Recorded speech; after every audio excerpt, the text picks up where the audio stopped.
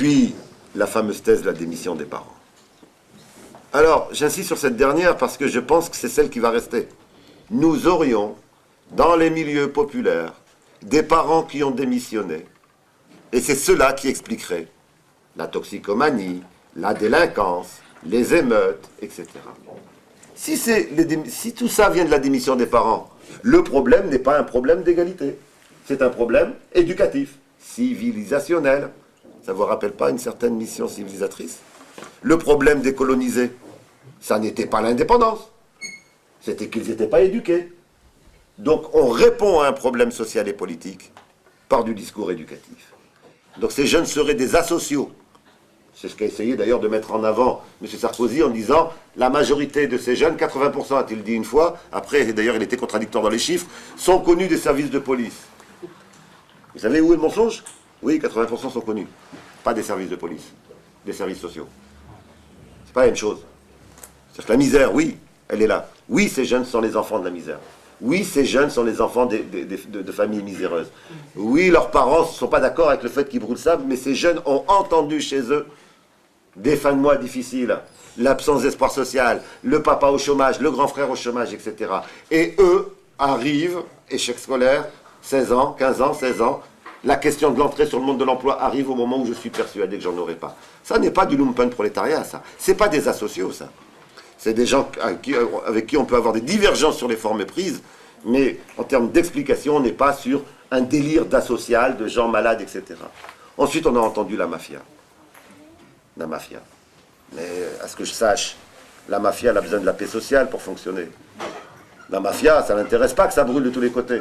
Quand ça brûle de tous les côtés, la police est là. On ne peut pas faire son business. Et pourtant, on a eu des gens qui, tranquillement, ont dit l'hypothèse de la mafia. Les intégristes. Pour la première fois, depuis des années, certains imams se sont fait caillasser dans 4 villes de France. Non pas caillasser parce que les jeunes refusaient l'islam, hein, c'est pas pour ça. Hein. Ils se sont fait caillasser parce qu'ils venaient leur demander d'arrêter. Et les jeunes leur ont dit, écoutez, on vous respecte, mais retournez dans votre mosquée. Retournez dans votre mosquée. Et on a pourtant parlé d'intégrisme qui avait soulevé les banlieues. Plus méprisant encore, la polygamie. Hein? Ces jeunes seraient les enfants des familles polygames et c'est pour ça que ça explose. D'abord, on n'a aucune statistique sur les familles polygames, pour cause, comment les mesurer. Deuxièmement, les estimations qui existent, les évaluent elles sont divergentes, entre 7 000 et 15 000. 7 000 et 15 000 cas en France, ça permet de faire exploser 400 lieux. On est là vraiment dans quelque chose qui va venir renforcer, c'était dit dans le discours d'une des dames tout à l'heure, enfin dans un des textes lus, va venir renforcer cette image de l'Africain, là c'était pas le Maghrébin, là c'était l'Africain, cette image de l'Africain noir qu'on ne peut pas maîtriser, l'indigène, le sauvage. Et puis, la fameuse thèse de la démission des parents.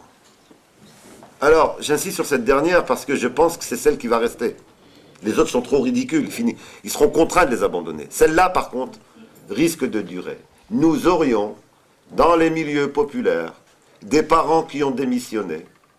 Et c'est cela qui expliquerait la toxicomanie, la délinquance, les émeutes, etc. Il faut s'intéresser à cet argument parce qu'il est le meilleur argument, et ce n'est pas un nouvel argument, en réalité il date, pour ne pas s'occuper des véritables causes. Si tout ça vient de la démission des parents, eh bien il faut éduquer les parents, il ne faut pas créer l'égalité. Le problème n'est pas un problème d'égalité, c'est un problème éducatif, civilisationnel. Ça ne vous rappelle pas une certaine mission civilisatrice? Le problème des colonisés, ça n'était pas l'indépendance, c'était qu'ils n'étaient pas éduqués. Donc on répond à un problème social et politique par du discours éducatif. Eh bien, et en plus c'est un sacré mépris.